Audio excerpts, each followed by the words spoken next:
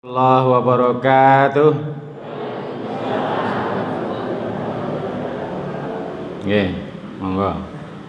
Yang menjawab salam saya doakan semoga panjang umur, rezekinya barokah, bisa untuk tindak datang Mekah Mukarramah, dan anak putunya semuanya dalam sehat walafiat. Nggih, alhamdulillah. Alhamdulillahirabbil alamin. Nahmaduhu wa nasta'inuhu wa maghfiruhu wa na'udzu billahi min syururi wa min sayyiati a'malina. May yahdihillahu fala mudhillalah wa may yudlilhu fala hadiyalah. Asyhadu an la ilaha illallah wa asyhadu anna Muhammadan abduhu wa rasuluh, amma ba'd. Faya ayyuhal hadirun ittaqullaha haqqa tuqatih wa la tamutunna illa wa antum muslimun. Wa qala Allahu ta'ala bil Qur'anil Karim, a'udzu billahi minasyaitonir rajim. Bismillahirrahmanirrahim. Wa basyiril ladzina amanu wa 'amilus solihati anna lahum jannatun tajri min tahtihal anhar kulama ruziqu minha min thamarati rizqan qalu hadzal ladzi ruziqna min qablu wa tubihi mutasyabiha wa lahum fiha azwajum mutahharatun wa hum fiha khalidun. Para sesepuh ingkang kinurmatan, langkung rumiyin monggo kita tansah muji syukur dhateng ngersangipun Allah Subhanahu wa taala ingkang paring kenikmatan ingkang kathah dhateng kita sedaya, sehingga kita saged mensyukuri nikmatipun Allah SWT.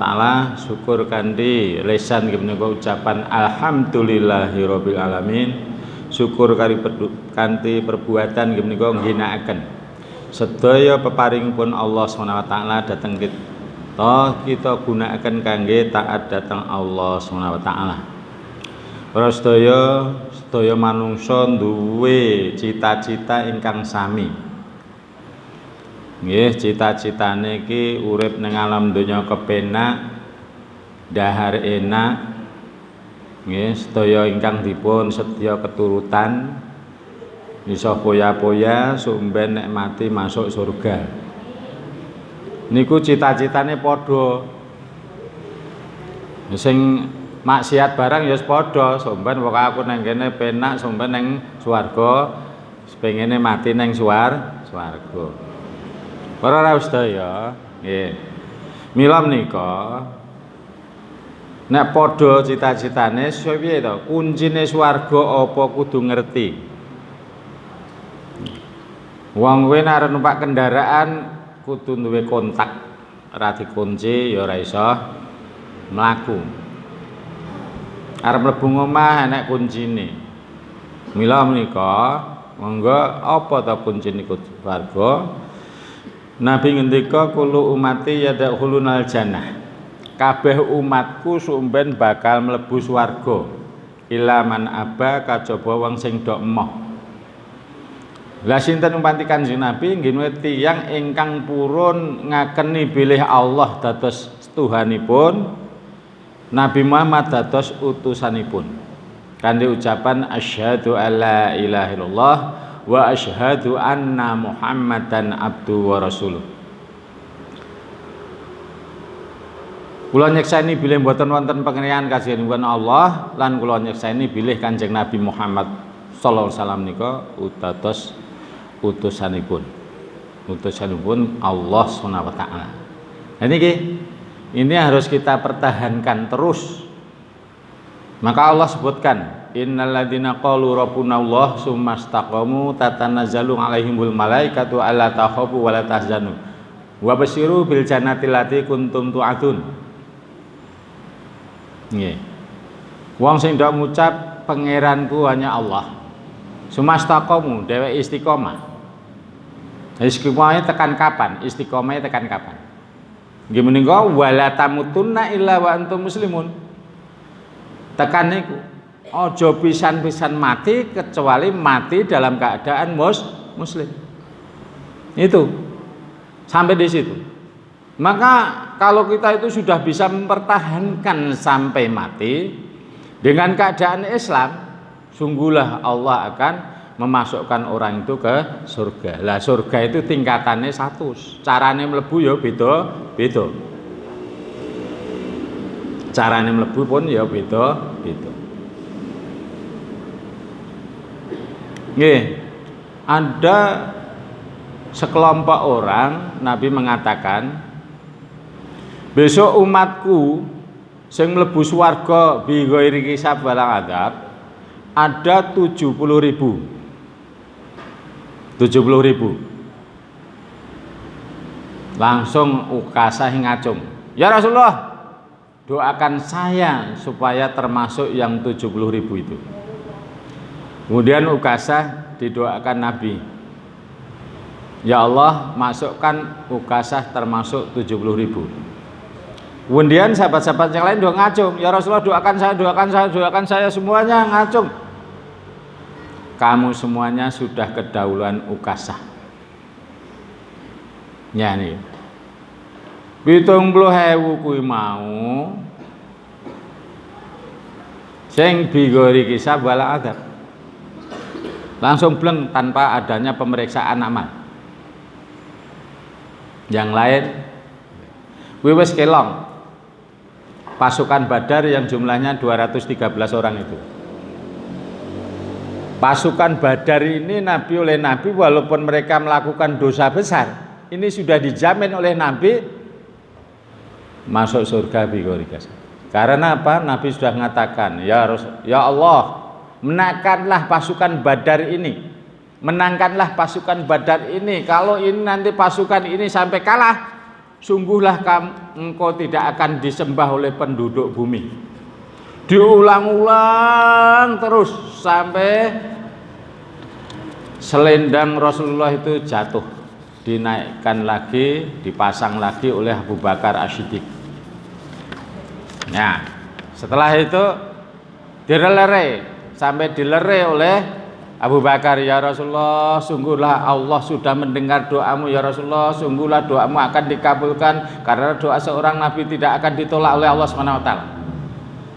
Nah, maka turunlah bantuan dari Allah Subhanahu wa taala 1.000 malaikat. Bahkan di surat Al-Falaq itu disebutkan sampai 5.000 malaikat turun ke bumi. Ya. Ini ada saksi yang menyaksikan masih kafir yang namanya Katib bin Bata'ah. Katib bin Bata'ah ini masih hidup tapi dalam keadaan kafir. Dia akan menyaksikan endi pasukan sing dibantu langit karo pasukan wong Quraisy kingko dibantu langit ora. Wong 1000 kok mungsuh 300. Yo secara akal genah kalah. Nek pasukan Muhammad nanti tidak dibantu oleh pasukan langit, maka sungguhlah akan hancur ini. Nah, maka dari itulah maka Katib bin Bata'ah ini melihat di atas bukit. Dia melihat ada pasukan berkuda dan pasukan berkuda. Kudanya putih semuanya dan yang naik kuda ini cuma berjubah putih semuanya dan membawa pedang. Turun dari langit seperti terjun payung. Lah, disitulah maka para sahabat pun tidak ada yang tahu kalau itu ada malaikat malaun. Akhirnya apa? Para do cerita. Para sahabat-sahabat ini yang perang ini, saya itu manah ketok ora tekan ning kok sing tak panah mati. Ketok aku nyabetke pedang sing tak pedang ora kena kok mati. Lah inilah barulah setelah Katib bin Bata'ah ini masuk Islam setelah Fathu Mekah, maka dia baru cerita, dulu saya menyaksikan pasukan Rasulullah itu dibantu oleh pasukan langit. Nah, disitulah maka jadi itulah kemenangan yang diperoleh oleh Rasulullah dan para sahabatnya 313 ini. Pasukan kafir yang tertawan adalah 70 orang, yang meninggal 70 orang. Maka disinilah termasuk orang yang pernah menyelakai Nabi ketika di Mekah. Nabi itu Gini cerita sejarah dulu. Nabi itu ketika di Mekah itu sudah pernah sholat di samping Ka'bah. Ketika sujud ini yang namanya Abu Jahal dan teman-temannya ini menyuruh pada orang-orang, siapa yang sanggup untuk membawa jeruan unta itu untuk dibawa ke sini untuk diletakkan di punggungnya Rasulullah punggungnya Muhammad ketika sujud. Ya. Maka inilah Utbah bin Rabi'ah itu yang sanggup. Saya langsung bawa ini. Jadi yo ari-ari yo apa jenenge? Pokoke jeruan unta ku lho. Dari sana itu kalau menyembelih unta itu jeruannya termasuk paru-parune, jantungnya, atine kabeh kan diguwak kabeh, ora dimakan. Nek kene nek dimakan kabeh. Termasuk usus-ususe kata blodote barang digawa terus dibrukke Rasulullah ketika Rasulullah itu sujud. Sampai lama sekali tidak bangun, arep bangun ya kabotan. Nah, akhirnya konangan karo namanya anaknya yang namanya Fatimah sing diperistri oleh Ali bin Abi Thalib. Nah, disitulah Fatimah sambil membersihkan kotoran unta itu tadi, jeruan unta tadi dibuang dan sebagainya sambil memaki-maki orang itu di situ. Setelah itu Rasulullah berdoa, Allahumma alaika bi Quraisy, Allahumma alaika bi Quraisy, Allahumma alaika bi Quraisy, li Abi Jahal bin Hisham wa Uqbah bin Rabi'ah wa Syaibah bin Rabi'ah wa Walid bin Uqbah wa Abi bin Khalid wa Uqbah bin Abi Mu'id. Ya Allah, aku serahkan urusan orang-orang Quraisy itu. Ya Allah, aku serahkan urusan orang-orang Quraisy itu. Ya Allah, aku serahkan orang-orang Quraisy itu. Utamanya Abu Jahal bin Hisham, Utbah bin Rabi'ah, Saibah bin Rabi'ah, Utbah bin Abu Mu'in, Umayyah bin Khalaf, Ubay bin Khalaf, dan aku serahkan juga kepadamu Umayyah atau Ubay. 7 orang yang disebut oleh Nabi ini semuanya terbantai ketika perang Badar. Ya, semuanya terbantai mati kabeh. Abu Jahal itu seorang pahlawan panglima perang, tapi banyak yang takut.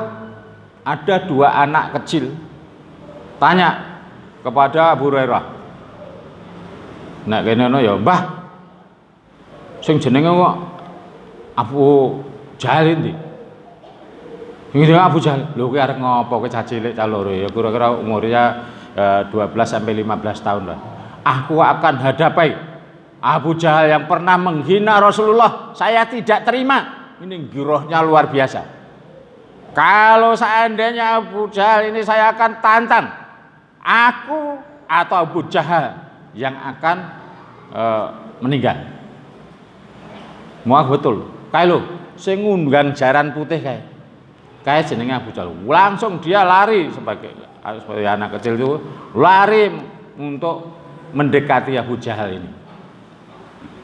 Kemudian Abu Jahal ini karena pakai baju perang itu sampai lutut, ya, semuanya baju nak di pedang songko ngiringan, dah tidak akan bisa tembus.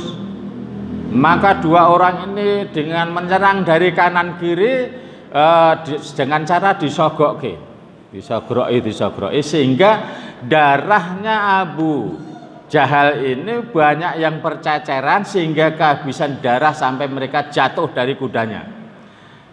Dari kudanya ini maka ini datanglah yang namanya Abu Thalib. Maka orang ini dipenggal lehernya hingga mati, dan matinya pas dengan garis kotak yang ditunjuk oleh Rasulullah. Maka seluruh sahabat langsung, saya bersaksi bahwa ini kamu adalah utusan Allah. engko kene lho matune Abu Jahal, lho kene lho matine Utbah bin Rabi'ah, lho kene lho engko matine Saibah. Semuanya di kotak-kotak dan semuanya tepat di tempat. Itulah yang ditunjukkan oleh Nabi, itu tidak meleset sedikit pun. Maka para sahabat yang menyaksikan, wah ya Allah, syahadu alla ilaha illallah, syahadu anna muhammadar rasulullah, betul-betul ini seorang nabi, karena menunjukkan tepat sesuai apa yang dilakukan oleh Rasulullah SAW, yang ditunjukkan oleh Rasul. Inilah bukti bahwa nabi itu utusan Allah betul. Bapak Ibu yang dimuliakan Allah Subhanahu wa taala, ini saya ceritakan ini adalah bentuk dua anak kecil ini tadi yang sangat bela kepada Rasulullah sallallahu alaihi wasallam. Bela kepada Rasulullah sallallahu alaihi wasallam.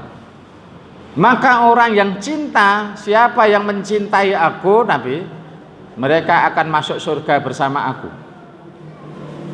Para sahabat-sahabat mencintai Nabi melebihi dari mencintai dirinya sendiri. Semuanya dibuktikan dengan perbuatannya. Umar bin Khattab ketika masuk Islam, ketika belum masuk Islam saja, ini Muhammad itu sangat benci 180 derajat dengan Rasulullah. Tapi setelah masuk Islam, mereka cintanya kepada Nabi betul luar biasa, dibuktikan. Ketika orang Yahudi, Abdullah bin Salam ini menguji kebenaran bahwa Muhammad itu utusan Allah tahu betul, mereka itu menagih hutang kepada Nabi, jane surung jatuh tempo, tapi sudah dengan nagih untuk mengerti. Dengan cara apa? Dicengkiwem gini, didangak kayak gini. Maka Umar langsung mengambil pedangnya, syet. Ya Abdullah bin Salam, berlaku sopanlah kepada nabiku. Kalau enggak berlaku sopan, akan ku penggal lehermu. Akhirnya Rasulullah yang gini, Umar, masukkan pedangmu ke sarungnya dan perintahkanlah kepada Muhammad supaya menambayar hutangnya, dan perintahkan kepada Abdullah bin Salam supaya mereka menagih hutang dengan cara sopan. Nah ini semuanya. Ya Umar, tolong ambilkan perbendaharaan Baitul Mal itu untuk nyaur utang seluruhnya hari ini. Betulnya jatuh cemtonya hanya besok, tapi ini sudah ditagih demikian. Ambilkan Baitul Mal, semuanya dikembalikan semuanya. Ini Abdullah bin Salam, semua hutang-hutangku lunasi semuanya, dan ini saya lebih. Kalau ini sebagai kafarohnya, saya lebih. Jadi nyaur utangnya dilebih boleh. Ini atas kehendak sing nyaur. Akhirnya apa? Ya Muhammad, saksikanlah hari ini seluruh tanda-tanda kenabian itu semuanya saya cocokkan dengan Taurat maupun Injil, semuanya tertera dan semuanya sudah kau temukan semuanya, kecuali satu, tentang kesabaranmu. Dan inilah saya menguji engkau tentang kesabaranmu ini. Saksikanlah. Untuk mulai sekarang saya menyatakan syahadat, asyhadu alla ilaha illallah wa asyhadu anna Muhammadar Rasulullah. Ya, itulah. Jadi dengan kesabaran orang itu bisa masuk Islam. Inilah dakwah yang dilakukan Nabi itu, yang dilakukan adalah dengan orang-orang kafir. Jadi Nabi itu dakwahnya kepada orang kafir. Semuanya didatangi satu persatu. Ketika Rasulullah mendatangi Bilal ini juragannya jenenge Muayyah bin Khalaf. Gawene setiap hari giling tepung gandum. Rasulullah datang pertama kali langsung ngewangi giling ngantek sedina. Ora dijak mlebu Islam. Hari kedua ngewangi meneh. Hari ketiga baru tanya, Bilal ditanya, kamu itu siapa kok baik dengan saya? Aku Muhammad. Muhammad sing diarake wong kene iki wong sinting kuwi to. Sing diarake wong gendeng kuwi to. Lah wong apik kok ngene, nah normal kok ngono diarake edan iki piye ora mathuk. Langsung Rasulullah itu menawarkan, "Hei Bilal, aku ajarkan, kamu mau?" Apa itu? Aku ajarkan satu kalimat yang bisa menyelamatkan kamu di dunia ini sampai di akhirat. Apa itu? Bersaksilah bahwa tiada Tuhan selain Allah dan akuilah bahwa saya ini utusan Allah. Kan masuk Islam. Maka betullah Rasulullah siapa itu? Bilal langsung mengucapkan itu. Dikandani, setelah kamu nanti masuk Islam akan diujikan imanmu. Pertahankan imanmu ini sampai mati. Kalau kamu mempertahankan iman ini sampai mati, kamu tetap mengakui bahwa tiada Tuhan selain Allah dan Muhammad sebagai utusannya, maka sungguhlah kamu akan memperoleh surga. Walakum fiha ma tastahi. Ya. Wa basyiru bil jannati allati kuntum ta'un. Dan kamu akan diberi kabar gembira dengan surga yang disediakan. Ya. Jadi kalau orang sudah mengucapkan asyhadu alla ilaha illallah wa asyhadu anna muhammadar rasulullah ini sudah apa? Siapa? Pembantunya siapa? Ya. Nahnu auliyaukum fil hayatid dunya wa fil akhirah. Saya inilah pelindungmu di dunia dan di akhirat. Kita ini sebagai orang yang sudah membaca syahadat merasa enggak dilindungi Allah dan dunia akhirat, merasa enggak ini? Kembali pada kita masing-masing. Yang melindungi kita itu adalah Allah, yang menjaga iman itu adalah juga Allah Subhanahu wa taala. Mula ada doa Allahumma inna nas'aluka salamatan fid din wa afiatan bi jasadin wa iyadatan fil ilmi ini ilmu agama. Ya. Bapak Ibu yang dimuliakan oleh Allah Subhanahu wa taala, bahwa Bilal ini ketika masuk Islam dan diketahui oleh majikannya, ujiannya luar biasa. Seandainya kita sendiri sebagai orang yang Islam sejak kecil ini mengalami seperti Bilal, sungguhlah tidak akan mampu, tidak akan kuat. Setiap hari digebuki, setiap hari digebuki. Kowe nek ra gelem nyembah karo Tuhan sing dipertuhan oleh nenek moyang kita, kamu setiap hari akan saya gebuki. Jawabnya gimana? Weh majikan, Umayyah bin Khalaf, silahkan. Badanku ini engkau robek-robek, jadikan apa, jadikan debu apapun, saya tetap Allah hanya satu. Muhammad sebagai utusannya, aku pertahan sampai mati. Terakhir memang disiksa yang betul berat. Kaki kanan dibongkok, kaki dan tangannya dibongkok, telentangkan di padang pasir di siang hari. Cek dodone dintepi watu cek nggo linggih. Ya bila ya iki tetap kowe tak siksa katek mati. Di saat itu Bilal tidak ada bayangan aku engko dimerdekakan karo Abu Bakar, enggak ada. Tetap dia Allah Ahad, Allah satu, Allah satu, Allah satu, Allah terus itu. Allah Ahad, Allah Ahad, Allah Ahad. Sampailah datang Abu Bakar bin Khattab, Umayyah, apakah sebaiknya budakmu ini tidak dijual saja? Kalau sudah tidak ada artinya ya dijual saja. Siapa yang mau dengan Bilal yang semacam ini? Seandainya ada yang mau gimana? Ya silahkan kalau kamu mau. Ya. Lah berapa harganya? 100 dinar. 100 dinar? Iya, saya bayar. Langsung bayar. 100 dinar itu 1 dinar 4,2 gram. Berapa ini? Berang juta nih. Mang pengke dhewe nek sak gram satu sing sak dam 24 karat loh itu. 1 juta sudah berapa itu?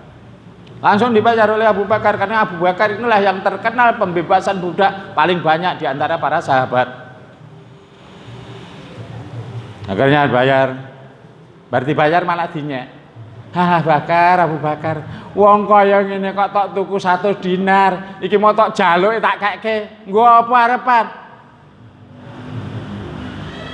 Maka Abu Bakar langsung itu jawab dengan mata terbelalak, "Hai Umayyah bin Khalaf," dengan mata, "kenapa kamu tadi hanya bayarkan 100 dinar? Seandainya kamu tawarkan 1.000 dinar, tidak akan saya tawar. Aku bayar semuanya. Di matamu bila ini tidak ada harganya, tapi di mata Allah orang ini lebih berharga daripada dunia seisinya ini. Masya Allah. Inilah pembelaan supaya orang Muslim terhadap orang Islam yang lain. Jadi ada orang Islam yang lain ini sebagai orang yang beriman, kok dihina orang, dilecehkan orang, kita harus bisa menangkal dan sebagainya. Apalagi terhadap orang kafir. Ini pelaksanakan dari surat ke-48 ayat 29 itu. Muhammadur Rasulullah walatina ma'ahu asyidau 'alal kufar ruhama ubainahum. Muhammad itu utusan Allah. Orang-orang yang mengikuti Muhammad itu adalah punya sifat dua, asyidau 'alal kufar, tegas terhadap orang kafir. Jadi kepada orang kafir tegas, Allahu Akbar gitu. Dan orang lain ruhama ubain, saling kasih sayang kepada sesama muslim. Muslim tidak semulai kok kene Allah Akbar, kene Allah Akbar. Ya Allah, ini bukan mencerminkan sikap sebagai orang mukmin walaupun bendino ngaji. Maka kalau orang itu sudah sadar sang macam itu, yang untuk konfrontasi sama muslim sudah mengucapkan saling Allah Akbar ini sebagai orang yang sadar sesuai dengan petunjuk Rasulullah, tinggalkanlah itu. Orang yang hidup akalnya pasti akan nanti wa idza khatabahumul jahiluna qalu salama. Bila mereka itu bertengkar dengan orang-orang yang tidak mengerti, tinggalkan saja dengan selamat. Ini ayat-ayat Al-Qur'an, jadi pelaksanaan Quran itu lebih berharga diaplikasikan di dalam kehidupan sehari-hari. Malah kalau kita itu masuk ke tempat-tempat ya di wilayah-wilayah santri yang Jawa Timur yang kok ditonton omu balik kiai kok mlebu masjid kok dluju wae ora ndonga kuwi langsung nanti tidak akan dihargai. Paling tidak Allahumma ftahli abwaaba rahmatik. Dengan masuk kaki kanan ini aplikasi. Jadi melihat orang itu paham agama atau tidak, nak wong pinter okah banget lah saiki. Ngembyah sak gudang. Tapi aplikasi mereka itu terhadap agama itu bagaimana? Maka kalau kita tahu ya, ini dalam kehidupan ini kan melakukan beberapa fase kehidupan. Fase alam ruh itu sudah kita lewati. Kemudian fase ketika di alam barzah, alam kandungan, kita sudah lewati 9 bulan 10 hari. Dan di dunia ini kita lewati, ada yang umur setahun, 2 tahun, 10 tahun, 30 tahun, 40 tahun, 60 tahun. Lah untuk apa hidup dunia ini? Liyabluwakum ayyukum ahsanu amala. Untuk menguji kamu sekalian, siapa di antara kamu yang terbaik amalnya. Bukan ditanya yang terbanyak hartanya, enggak. Yang terbanyak mobilnya, enggak. Enggak, itu ditanya. Liyabluwakum ayyukum ahsanu amala. Siapa di antara kamu yang paling baik amalnya? Maka sungguhlah wong ketoke ora pokro, ora duwe kadigdayan, ora duwe apa-apa, ning mereka itu dia setiap perbuatan dia itu selalu ingat kepada Allah dengan doanya. Mau makan, Allahumma barik lana bima razaqtana wa qina adzabannar. Kuwi nek dibantah, Pak ora nek dalile mung bismillah tok. Tak tunjukke. Ada ya baca. Nggih, kados Ahmad. Kemudian mau makan ngemplok bismil. Kemudian selesai makan alhamdulillahilladzi at'amana wa saqana wa ja'ala muslimin. Mau masjid ini diamalkan Allahumma ftahli abwaaba rahmatik. Kemudian keluar masjid Allahumma inni as'aluka min fadlik. Mau masuk WC ini sudah refleks. Jadi perbuatan sehari-hari mau pakai pakaian alhamdulillah. Nggih. Allahumma lakal hamdu anta kasautani as'aluka khairahu wa khairu ma sunna'a wa a'udzu bika min syarrihi wa syarri ma sunna'a. Ya, jatuh datang waktu sore. Nggih. Amsaina wa musamulkul lillah. La ilaha illallah wa ta'ala syarikalah lahul mulku wal hamdu wa huwa ala kulli syai'in qadir. Dan selanjutnya doa pagi dan sore yang sudah kita baca yang disusun oleh ulama itu tinggal amalkan setiap hari itu. Jadi amalan kita setiap hari. Inilah wali Allah yang matanya itu mata Allah, telinganya telinga Allah, lisannya itu lisan Allah. Kemudian tangannya tangan Allah, kakinya kaki Allah. Lah ini kalau mereka itu menghendaki kepada Allah apapun yang diminta, walakum fiha matastahi anfusukum walakum fiha matatun.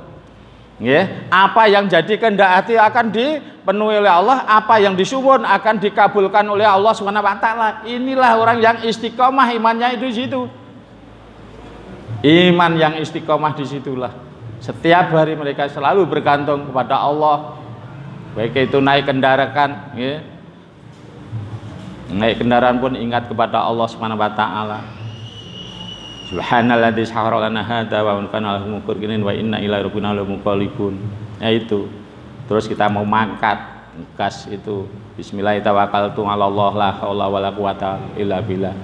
Kemudian kalau kita nanti di jalan alhamdulillah naik Allahu akbar turun subhanallah subhanallah. Ya, itu ingat kepada Allah terus.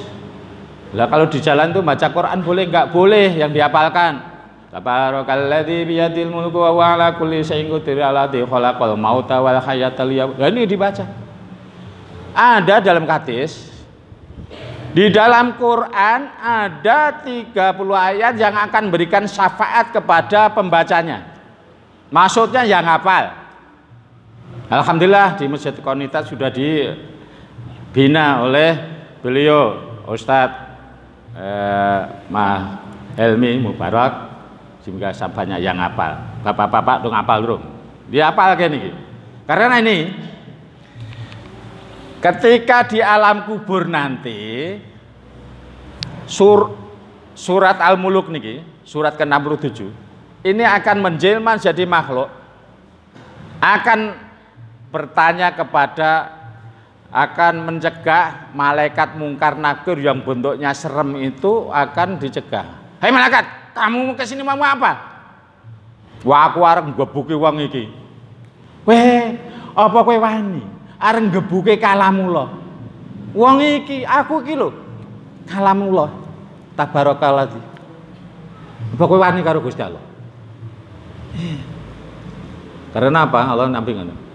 Allah tidak akan mengadab orang yang di dalam hatinya ada kalamullah, ada Quran yang dihafal. Ini termasuk surat Muluk ini, surat ke-67. Baca ke 30 ayat. Alhamdulillah karena dibaca setiap hari bisa hafal. Syukur membaca sholat, bacaan sholat. Insya Allah ini sebagai ini waliullah para sahabat itu jadi waliullah. Ini pernah diuji ya ketika Ali bin Abi Thalib ini pernah kemerapok karo Umar bin Khattab. Kemerapok apa? Umar iku kabeh wong kok diwedeni. Ngantek jin setane wedi karo Umar. Nek setan melaku kaitan Umar kok kulon wis menggok dalan. Weh, wong diwedeni wong ngene iki, diwedeni sapa wae semua makhluk takut kepada Umar ini. Coba sesuk nek mati karo malaikat mungkar nakir ki wedi apa ora? Wedi apa ora? Lah, ketika Umar bin Khattab itu meninggal, ya Ali ketika sudah dikuburkan, Ali minta khasab kepada Allah. Minta diperlihatkan bagaimana rohnya Umar nanti menghadapi malaikat mungkar dan nakir itu datang itu takut atau tidak. Maka dibukakanlah Ali itu doa langsung ya. Diperlihatkan juga oleh Allah SWT bagaimana rohnya Umar menghadapi mungkar dan nakir. Ya betul, ketika lihat malaikat mungkar nakir, wah yang matanya gentong-gentong dan menyala itu menakutkannya semacam wah mesti wedi iki Umar mesti wedi iro malaikat kaya ngono mesti wedi baru kok datang hai malaikat kowe arep ngopo rene arep ngopo iki kowe ora wedi karo aku iki kancane kekasihnya Allah siapa kekasihnya Allah sinten Mas aku iki kancane kekasih Allah yaitu Rasulullah sallallahu alaihi wasallam. Jadi sing digogol-agol kancane. Kancane. Aku iki kekasih. Kowe arep ngopo rin? Mulai Allah tegur malaikat. Malaikat, kowe kok ngadepi Umar kan sahabat karibe kekasihku. Kowe arep ngopo iki? Mbok ya nampake wujud sing apik, langsung berubah jadi wujud yang bagus. Oh, nanti setelah itu Ali sudah ada lihat. Oh, begitulah. Jadi malaikat mungkar dan nangkir saja takut kepada mudarai cerita ngayawara kan niki. Ini karena ini sudah saya tahulah orang-orang wanita itu sudah dididik orang-orang yang yang itulah itu. Nek masuk akal ora di top. Jadi Ali itu minta kepada Allah pun karena itu kekasih Allah juga terus masuk wali-waliullah minta kepada langsung diwujudkan. Iya. Bila kehebatan Ali bin Abi Thalib itu ketika mengepung benteng Khaybar ketika pedangnya sudah patah ini maka tamengnya juga pecah.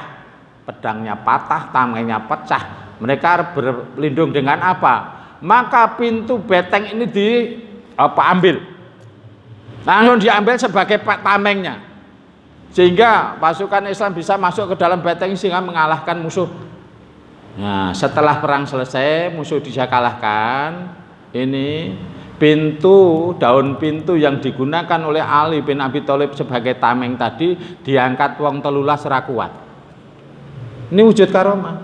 Lah ketika sudah enggak perang Ali ngangkat ya ra kuat. Lah kekuatan ini dari siapa? Dari Allah Subhanahu wa taala. Ini para sahabat sudah begitu yakinnya kepada Allah, sudah makomnya sudah begitu hebat. Ya itu ditunjukkan pada waktu perang-perang yang semacam itu memang karomah-karomah yang ditunjukkan Allah kepada para sahabat itu luar biasa sehingga Nabi mengatakan seandainya pasukan muslimin ini ada temanku ini sahabat-sahabatku yang hidup bersama aku ini ada yang ikut satu saja pasti akan dapatkan pertolongan dari Allah Subhanahu wa taala. Itu sampai jaminan Rasulullah kepada itu. Memang itulah dapat kata radhiyallahu an wa radu'an. Allah meridhoi mereka dan mereka itu ridho kepada Allah. Semuanya betul-betul sudah diperintahkan. Inna sholati wa nusuki wa mamahya wa mamati lillahi rabbil alamin. Betul-betul diwujudkan oleh para sahabat semuanya. Lah marilah kita dalam kehidupan seharian ini aplikasi agama itu yang penting. Ya, jadi itulah liyabluwakum ayyukum ahsanu. Siapa yang paling baik amalnya. Maka Nabi mengatakan siapa yang meninggalkan debat walaupun benar maka mereka akan berada di tepian surga. Yang kedua, siapa yang meninggalkan bohong walaupun hanya sendoguro, meninggalkan bohong harus sendoguro, itu akan berada di tengah surga. Siapa yang akhlaknya paling mulia nanti di surga yang paling atas. Masya Allah.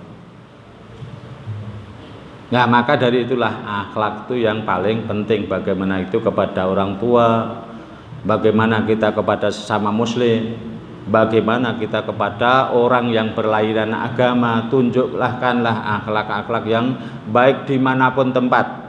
Ketika kita berada di Mekah, jangan sampai menunjukkan sesuatu yang buruk di Mekah sana. Tunjukkanlah, sukalah bersedekah kepada orang-orang yang ada di sekeliling masjid atau pembersih itu, sehingga mengatakan Indonesia khair, Indonesia khair. Tidak mengatakan pada orang yang memberi gitu, wah Indonesia baik, Indonesia baik. Harus kita tunjukkan di luar negeri pun kita tunjukkan kebaikan-kebaikan. Nah, itulah bentuk akhlak seorang muslim, selalu menghargai yang tua, kasih sayang kepada yang muda, ya. Terus Toleransi kepada selain agama harus kita tunjukkan dalam perbuatan sehari-hari. Sesama muslim itu harus saling memuliakan, jangan saling merendahkan. Ikramul muslim itu penting, memuliakan sesama muslim itu, memuliakan yang lebih tua itu penting. Ya itu, kita wujudkan, kita tahulah orang itu paham agama atau tidak itu ditonton dengan perilaku, peramalan, perbuatannya sehari-hari. Bagaimana tutur katanya, bagaimana mereka itu dalam menghadapi orang tua. Oh enggak, yang kelihatan orang. Ada seorang yang, wah ya memang misalnya saja Bu, saya tidak unjuk sini ya. Misalnya ada seorang yang hafal Quran, bacaannya bagus. Dia memang ditunjuk jadi imam itu. Kemudian datang seorang yang betul-betul itu orang itu soleh, bagus. Mereka memberikan kemuliaan. Tolong mas, dan imam itu sebagai penghormatan saya kepada kamu. Enggak, saya patut jadi imam kamu. Enggak, saya terus gitu. Sebagaimana ketika yang namanya itu madzhab 4 itu Imam Syafi'i. Imam Syafi'i itu muridnya Imam Malik. Ketika berkunjung ke tempatnya Imam Malik, muridnya iki kon dadi silakan jadi ini. Ya tahu langsung ini sebagai guru saya menghormati saya untuk jadi. Nah ketika imam itu pada waktu subuh itu. Ketika mengimami subuh ini, Imam Syafi'i yang terbiasa menggunakan doa kunut, maka tidak kunut. Wah ini para murid-muridnya Imam Malik pun sudah, wah kengko kunut semuanya sudah gitu. Maka jebule kualik. Ketika Imam Syafi'i ditunjuk jadi imam subuhan di tempatnya Imam Malik ini, mereka tidak melakukan murid-muridnya tanya setelah salam, Syekh, kenapa ente tidak dikunut? Padahal engkau jagone kunut. Kunut itu hanya sunnah, persatuan, penghormatan kepada seorang alim itu lebih utama daripada doaku. Saya menghormati gurumu. Persatuan dan persatuan ini lebih utama daripada hanya demikian juga ketika balik kunjungan. Imam Malik berkunjung ke tempatnya Imam Syafi'i. Imam Malik itu ditunjuk ketika sholat subuh dia pakai kunut. Kunut itu ada 11 kata. Sing 5 diamini, sing 6 kata tidak diamini. Allahumma hdina biman hadait, wa afina biman afait, wa tawallana biman tawait, wa barik lana bima atait, wa qina bi rahmatika syarra ma qadait. Ini yang diamini. Fa innaka taqdila, fa innaka taqdi wala yuqtu alaik. Ini selanjutnya sampai akhir itu tidak pakai amin, mula dibaca oleh imamnya dibaca pelan.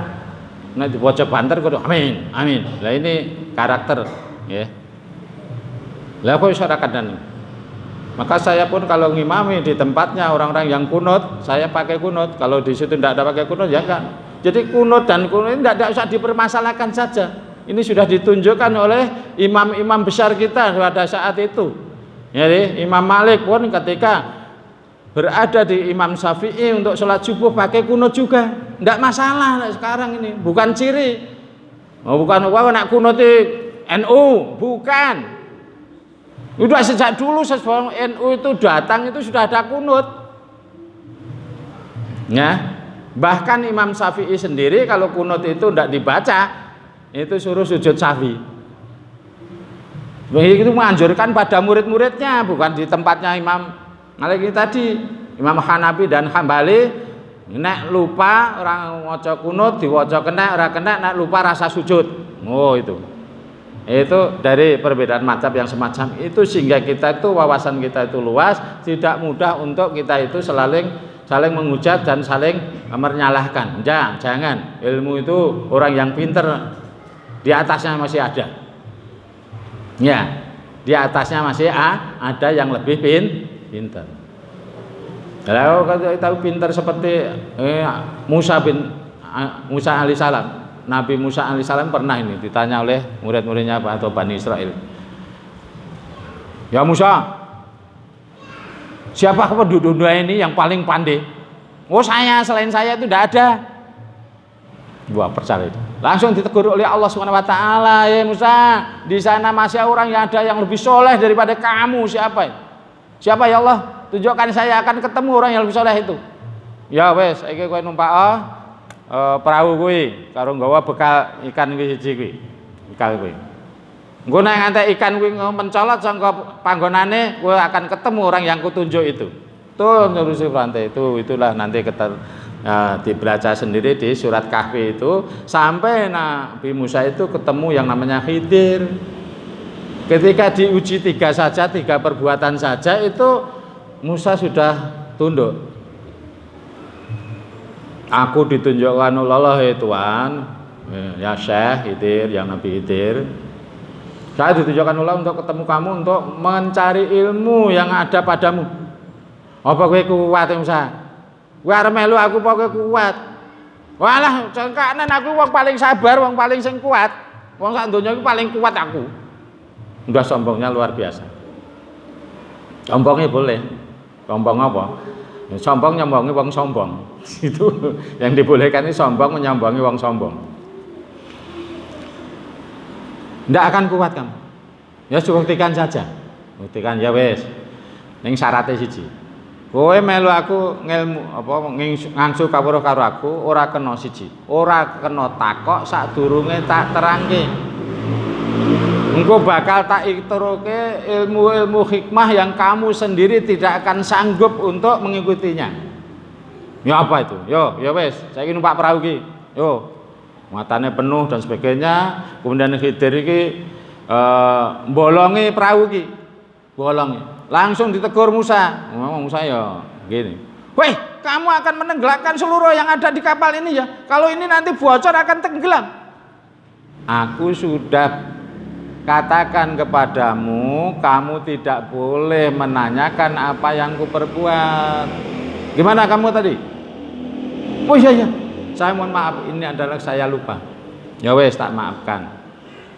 Ya wes baru mbak perahu, enggak. Enak cacilek langsung paten oleh Khidir. Wih, kamu anak kecil yang belum punya dosa semacam ini kau bunuh ini. Kamu harus dikisos. Saya sudah katakan kamu tidak akan sanggup apa yang kukerjakan ini. Wes, jak mlaku telung dina telung bengi ora mangan ora ngombe. Wah, ngelak dan sebagainya. Aku takok ya salah sebagainya. Ya wes, saiki gotong royong. Iki lho anak arep omah sing arep ambruk iki ayo dideke, diceceke. Gotong royong. Wes diampet-ampet bareng rampung wis mulake orang, wis pirang-pirang dina ora mangan ra ngombe, bagaimana iki wis ngelake kono. Ya, Sang Guru, seandainya kita minta minum sedikit saja kepada yang punya rumah ini kan ya enggak apa-apa. Disinilah perpisahan aku dengan kamu. Dengan pertanyaanmu terakhir ini tadi, perpisahan aku dengan kamu. Tapi sebelum pisah akan ku jelaskan. Seandainya kamu sabar terus apa yang kulakukan sehingga 10 berpuluh-puluh kemah akan ku terangkan kepadamu. Baru 3 saja kamu belum sudah enggak kuat. Inilah saat perpisahannya saya dengan kamu. Saya terangkan dulu. Tahulah bahwa kapal yang kita nuati adalah kapalnya seorang miskin. Padahal mereka menanggung keluarganya dengan penghasilan kapal itu. Dan di depan kapal itu ada seorang penguasa yang dolim. Setiap ada perahu yang baik yang tidak bocor akan dirayah. Ini akan dibegal atau dirayah. Akan jadi miliknya. Saya menyelamatkan hartanya orang miskin yang di situ banyak orang yatim yang ditanggung dengan penghasilan kapal itu. Sehingga kalau kelihatan itu bocor maka akan disilahkan untuk lewat saja, tidak akan digubris oleh penguasa-penguasa yang ada di depan situ. Oh ya, baru sadar. Oh ya wes. Kemudian anak kecil yang saya bunuh itu orang tuanya adalah soleh solihah. Saya khawatir anak ini akan membawa orang tuanya ke neraka, maka saya bunuh biar nanti diganti oleh Allah anak yang soleh. Berdoa kepada Allah, Rabbi habli minas sholihin, ya Allah berilah anak yang soleh. Kemudian yang ketiga, di situ ada rumah yang tersimpan harta bendanya orang yatim. Kita terhadap ya orang yatim menolong tidak akan minta imbalan walaupun hanya seteguk air. Nek nolong wong yatim jangan sampai mencari imbalan walaupun hanya seteguk air, jangan. Itulah harus kita rawat, harus kita perbaiki, harus kita rawat itu untuk nanti supaya anak yatim sampai dewasanya bisa hidup dengan harta yang ditinggalkan oleh orang tua itu. Itulah yang perbuatan-perbuatan yang kamu sendiri tidak akan sanggup dari perbuatan. Tunggulah sekarang berpisah. Kamu kembali ke negerimu sana, saya akan kembali ke negeriku. Demikian Bapak Ibu yang dimuliakan oleh Allah Subhanahu wa taala. Banyak cerita saya ini mengandung hikmah yang betul-betul luar biasa pada kita. Kita bisa mengambil ibrah kesemangatan dalam menjaga keimanan sesuai apa yang dilakukan oleh para pelaku-pelaku sejarah ini tadi. Semuanya nyata dan kita bisa meniru seperti Ali bin Thalib, seperti Bilal bin Rabah dalam menjaga keyakinan, mempertahankan keyakinan. Seperti ini tadi, kita tidak boleh sombong, walaupun kita pandai, jangan sampai merasa pandai. Walaupun kita suci, jangan sampai merasa suci. Walaupun kita itu banyak beramal, jangan sampai orang yang mengaku dirinya orang yang paling banyak beramal. Lakukan adalah surat An-Najm ayat 52 itu tadi, wala tuzakku anfusakum, janganlah kamu menganggap dirimu paling suci, paling soleh, paling baik, paling pinter, jangan. Itu harus kita hindarkan. Berlakulah orang yang di jalan di dunia ini dengan penuh tawaduk di hadapan manusia, tawaduk kepada Allah SWT. Kurang lebihnya kamu maaf bila taufiq wal hidayah. Wassalamualaikum warahmatullahi wabarakatuh.